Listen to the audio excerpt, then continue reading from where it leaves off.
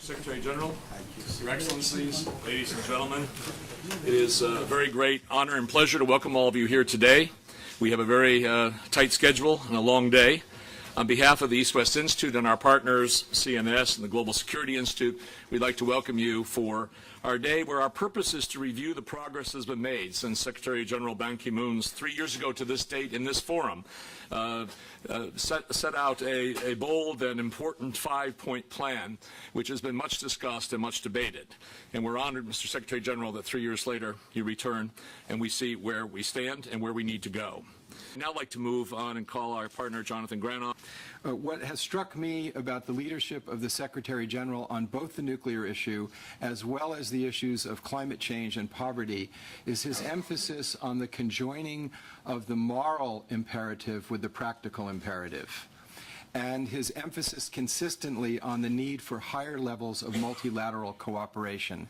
And if there's anything that the East-West Institute distinguishes itself in doing is promoting effectively multilateral cooperation, and that indeed is the commitment as well of the Global Security Institute and its programs Parliamentarians for Nuclear Non-Proliferation and Disarmament, and there are parliamentarians here from all over the world who are working on that 5-point proposal, the Middle Powers Initiative chaired by Ambassador Richard Butler, and the Bipartisan Security Group directed by Ambassador Robert Gray. It is our commitment, Mr. Secretary General, to continue to follow your leadership in this regard, and it is an extreme honor for us to have you address us here today. Every institution is fortunate to have a real leader. The East-West Institute is no exception. Our chairman, Francis Finley. Francis. Mr. Secretary General, your 5-point plan from 24th of October 2008 served as a necessary foundation for the progress made by states in the 3 years since then. Your strong voice and moral authority on this issue are still needed. May I now invite you to address those gathered here today to participate in our day of discussion. Thank you, Mr. Francis Finley, co-chairman of the East-West Institute, Mr. John Morse, President and CEO of the East-West Institute, Mr. Jonathan Granoff, President of the Global Security Institute, Excellencies, distinguished guests, ladies and gentlemen. It's a great pleasure to meet you again. As you know, today is October 24th, United Nations Day. We met 3 years ago. This is my 3rd time. This is quite a meaningful reunion, and I thank you very much. Let me begin by saying what a great pleasure to meet you all. This is, again, the 3rd time I have spoken at a conference organized by the East-West Institute. At the first, in 2008, I launched the 5-point proposal for achieving a world free of nuclear weapons, and thank you very much for your strong summit commitment and support and raising the awareness and raising the support at the international community. Then, as now, I believe we are at a crucial moment. I believe the time was right to inject new momentum into the disarmament agenda, to build on the energy and ideas of so many around the world who have challenged us to act, and to act now. Today, I want to thank the East-West Institute, the Global Security Institute, and the James Martin Center for Non-Proliferation Studies. We have today a fine opportunity to take stock and look forward. Now, we all know that the experts have been talking for decades about banning nuclear weapons. And yet, here we are. Tens of thousands of nuclear weapons still remain. New ones are being designed and built every day. And to what purpose? Even those who believe in this noble cause too often speak of nuclear disarmament as a distant dream, even a pie-in-the-sky ideal. As a Secretary General, I want to bring disarmament down to earth, not a pie-in-the-sky idea. Instead of hearing the word disarmament floating in the air, I want to see disarmament effects on the ground. This is what inspired my 5-point proposal for action. First, I call for leadership by the nuclear weapon states, including good faith negotiations on a nuclear weapons convention. I also called for talks on deep and verifiable reductions in the largest nuclear arsenals held by the Russian Federation and the United States. Second, I encouraged nuclear weapon states to pledge that such weapons would never be used against non-nuclear states. I also urged the Security Council to hold the summit meeting on nuclear disarmament. Third, I called for new efforts to bring the Comprehensive Nuclear Test Ban Treaty into force and to begin negotiations in the Conference on Disarmament on a fissile material treaty. Disarmament must be rooted in legal obligations. Fourth, I called on all nuclear weapon states to report their disarmament efforts to the UN Secretariat. Without real transparency, there can be no real accountability. Fifth, I stressed the need to work toward the elimination of other weapons of mass destruction and to develop new controls over missiles, space weapons, and conventional arms.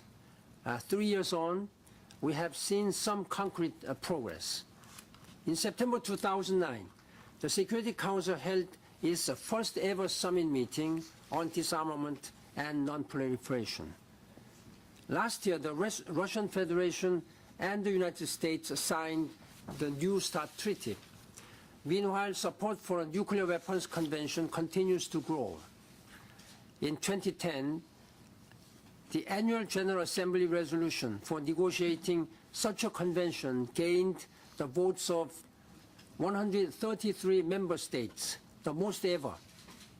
And last year's 2010 NPT Review Conference adopted a final document that acknowledged support for the Nuclear Weapons Convention. Civil society groups have gathered millions of signatures for this cause. We have begun to lay the groundwork for a conference on establishing a zone of free nuclear weapons and other weapons of mass destruction in the Middle East. As you are already aware, I have already appointed the facilitator and host government of Finland. Finally, we have seen global action to improve nuclear safety and security.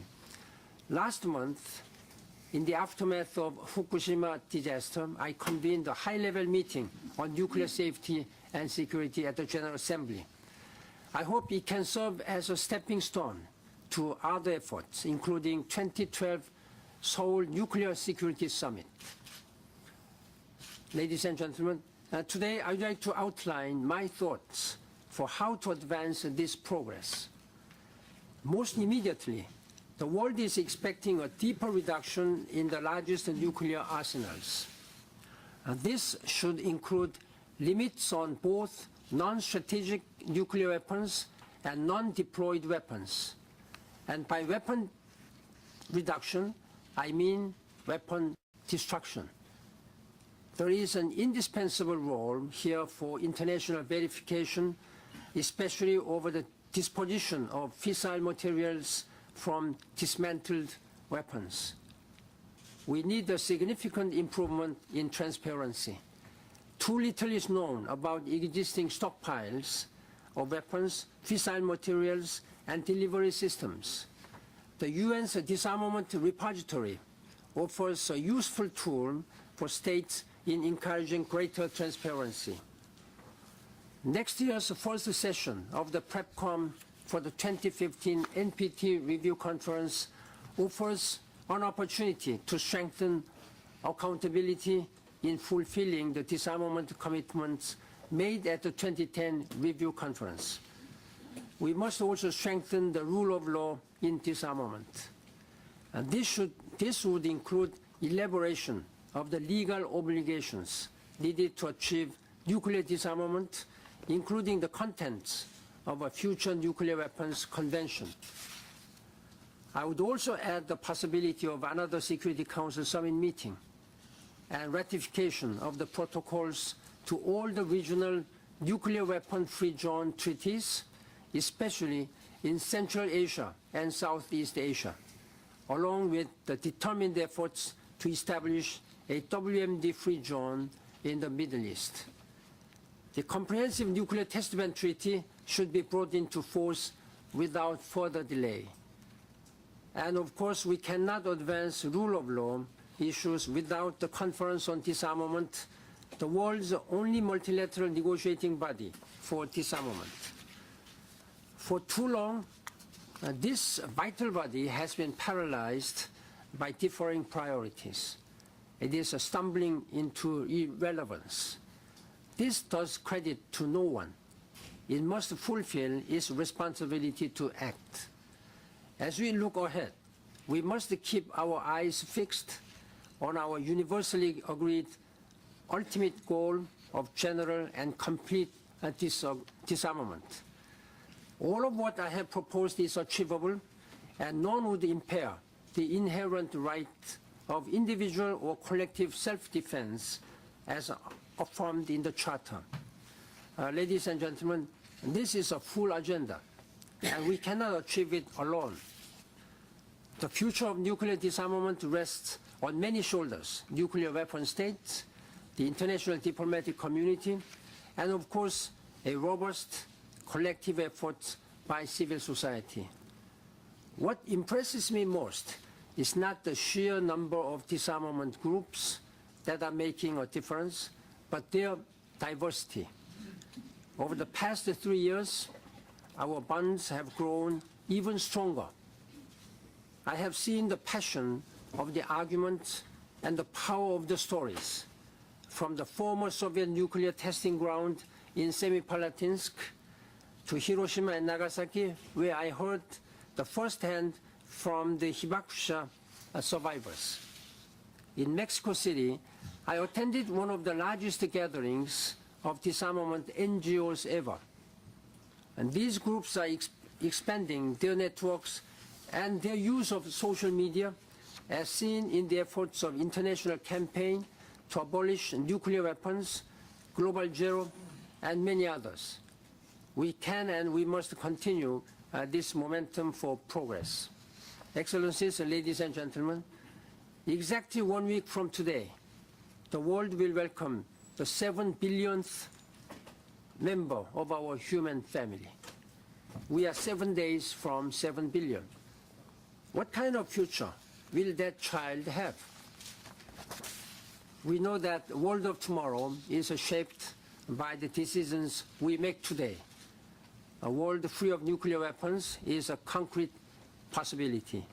Let us realize that dream so that 7 billion people can live in peace and security. Thank you very much for your commitment.